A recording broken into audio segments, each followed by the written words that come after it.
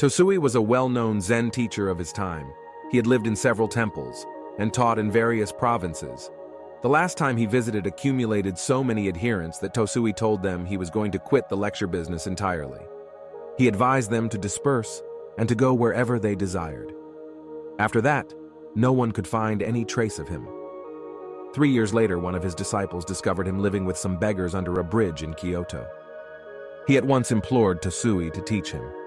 "If you can do as I do for even a couple of days, I might," Tosui replied. So the former disciple dressed as a beggar and spent a day with Tosui. The following day, one of the beggars died. Tosui and his pupil carried the body off at midnight and buried it on a mountainside. After that, they returned to their shelter under the bridge.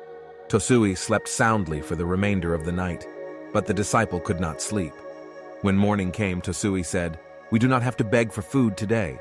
Our dead friend has left some over there." But the disciple was unable to eat a single bite of it. "I have said you could not do as I," concluded Tosui. "Get out of here and do not bother me again."